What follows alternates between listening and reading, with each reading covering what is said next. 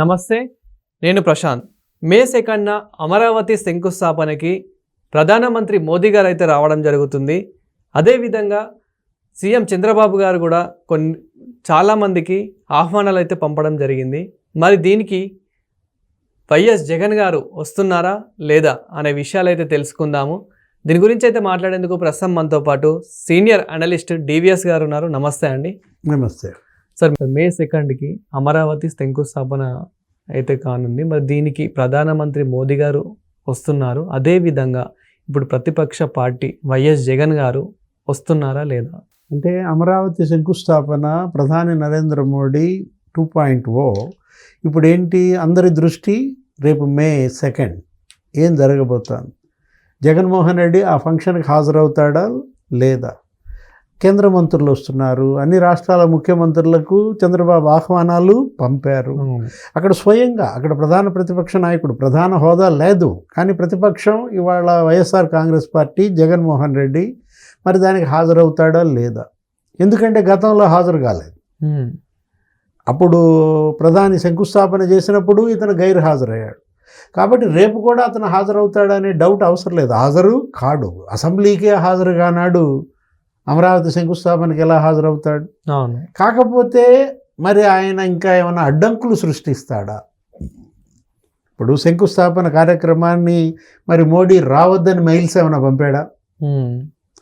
ఇప్పటికే మనం చూసాం ఈ విధమైనటువంటి తప్పుడు మెయిల్స్ అనేకం వైఎస్ఆర్ కాంగ్రెస్ పార్టీ వాళ్ళ ముసుగులో కొంతమంది రైతు సంఘాలతో ఎలా పంపించారు. ఏది, వరల్డ్ బ్యాంక్ నిధులు ఇవ్వద్దు అని చెప్పి మెయిల్స్ పంపారు. గతంలో కూడా పంపారు. గతంలో వాళ్ళు మెయిల్స్ పంపటం వల్ల ఏది 1750 రైతు సమాఖ్య అనే పేరు మీద పంపడం వల్ల వరల్డ్ బ్యాంక్ నిధులు ఆగిపోయాయి. ఇద్దామనుకున్న రుణం కూడా వాళ్ళు ఆపేశారు. అవును, ఇప్పుడు మళ్ళా పంపించారు అవే తప్పుడు మెయిల్స్. కానీ ఇప్పుడు ఏంటి, వరల్డ్ బ్యాంక్ ఇక్కడికి వచ్చింది, వచ్చి అందరినీ కలిసింది. ఎవరైతే ఈ మెయిల్స్, ఈ ఫిర్యాదులు పంపారో వాళ్ళను కూడా పిలిపించి విచారించింది, గ్రౌండ్ లెవెల్కి వెళ్ళింది. క్షేత్రస్థాయిలో ప్రపంచ బ్యాంకు ప్రతినిధుల్లో అసలు విషయం బయటపడింది.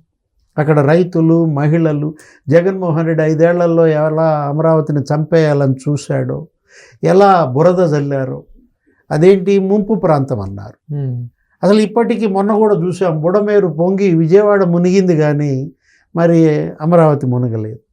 అంతకుముందు 1853 వరదల్లో కానీ 2009 వరదలు, కృష్ణ అసలు ఉప్పొంగి శ్రీశైలం దడదడ ఆడింది. అక్కడ మంత్రాలయం, రాఘవేంద్ర స్వామి మఠం కూడా అసలు మొత్తం మునిగిపోయింది. అసలు శవాల దిబ్బలు.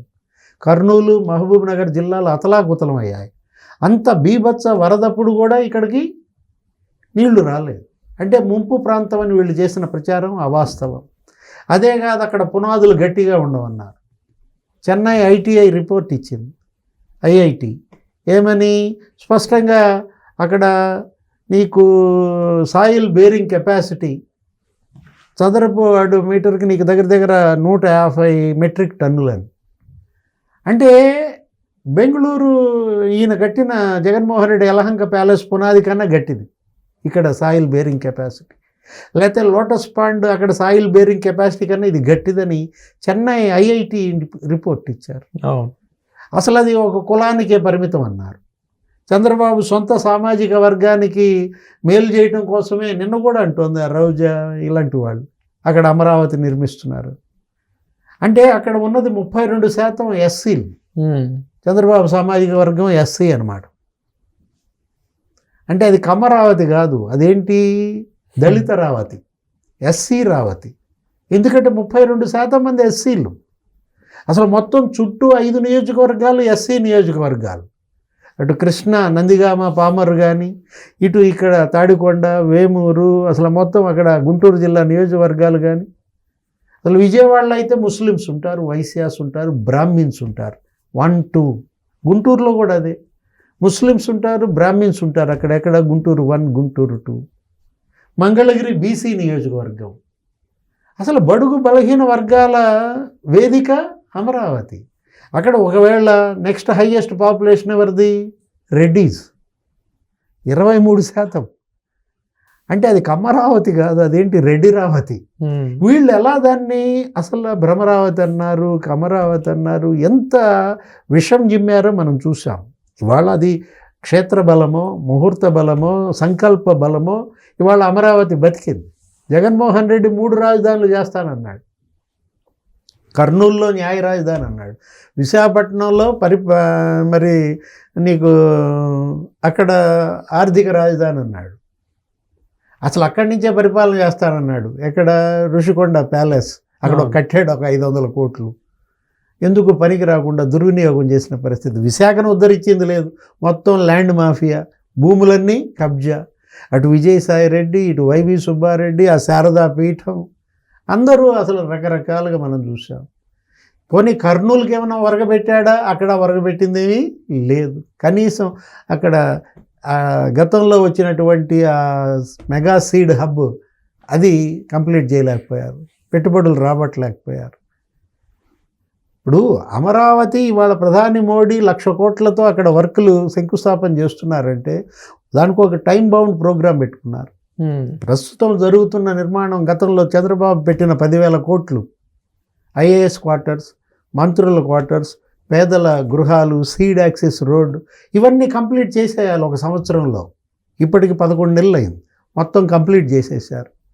జగన్మోహన్ రెడ్డి పెంచిన పిచ్చి మొక్కలు, జంగిల్ క్లియరెన్స్ చేసి పారేశారు, మొత్తం ముళ్ళ కంపలన్నీ నరికేశారు. అక్కడ 370 కిలోమీటర్లు ట్రంక్ రోడ్లు, అది 1.5-2 ఏళ్లలో కంప్లీట్ చేయాలని.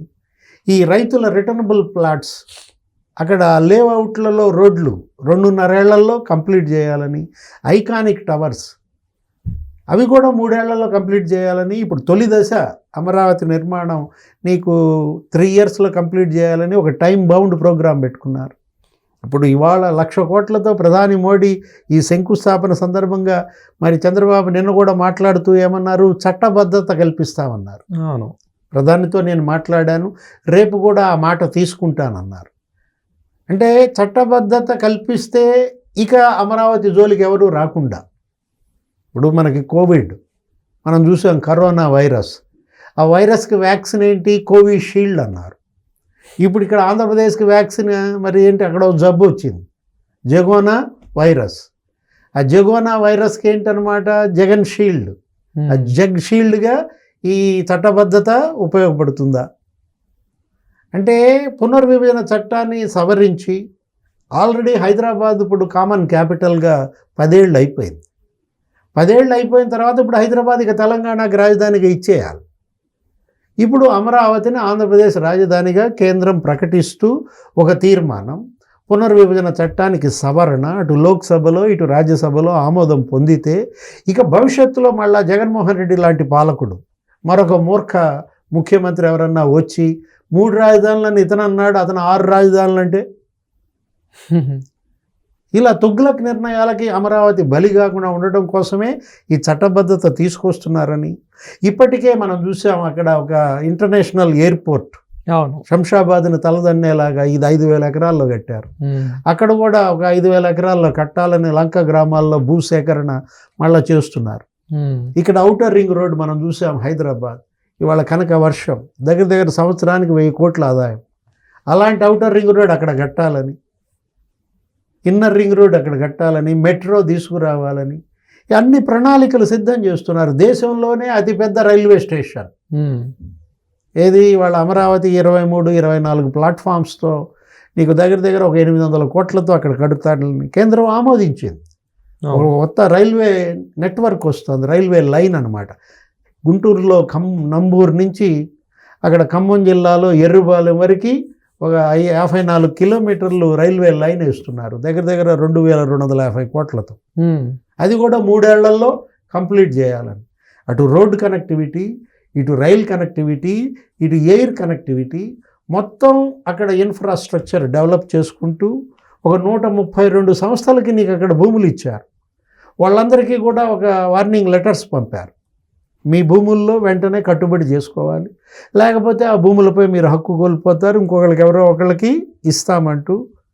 మొత్తం అటు విద్యా సంస్థలు, ఇటు వైద్య సంస్థలు, పరిశ్రమలు, ఆర్టిఫిషియల్ ఇంటెలిజెన్స్ యూనివర్సిటీ, ఇవన్నీ కూడా ఇవాళ అక్కడ ఒక ప్రణాళికాబద్ధంగా అడుగులు ముందుకేస్తున్న తరుణంలో ఇక అమరావతి అన్స్టాపబుల్ అన్నారు నిన్న చంద్రబాబు. అంటే మనం చూసాం ఒక 4 ఏళ్ళు ఇంకా వీళ్ళ దగ్గర ఉన్నటువంటి వ్యవధి నెక్స్ట్ ఎలక్షన్. అవును. ఈ 4 ఏళ్లలో అమరావతి నిర్మాణం, అటు హైకోర్టు శాశ్వత భవనాలు, ఇటు సెక్రటేరియట్ శాశ్వత భవనాలు, అసెంబ్లీ శాశ్వత భవనాలు ఇవన్నీ పూర్తి చేసి అక్కడ కృష్ణానదిపై అతిపెద్ద వంతెన వస్తే ఇప్పటికే Amaravati Hyderabad green field express హైవేకి పర్మిషన్ ఇచ్చేసింది కేంద్రం. అంటే వీళ్ళు అడిగినవన్నీ కేంద్రం ఇవాళ ఇస్తున్న నేపథ్యంలో తెలుగుదేశం, జనసేన, బీజేపీ ఎంపీల బలం మీదే మోడీ 3.0 ప్రభుత్వం ఆధారపడి ఉంది. కాబట్టి ఇవాళ మరి ప్రధాని నరేంద్ర మోడీ రేపు 2వ తారీఖు ఆంధ్రప్రదేశ్కి ఏ వరాలు ప్రకటిస్తారు, ప్రజలందరూ ఆసక్తిగా ఎదురు చూస్తున్నారు. జగన్మోహన్ రెడ్డికి కంపరమా? ఆయన మళ్ళా ఇది ఎలాగోలా అడ్డుకునే కుట్రలు చేస్తాడా? చూడాలి ఏం జరుగుద్దాం. Thank you sir. నమస్తే.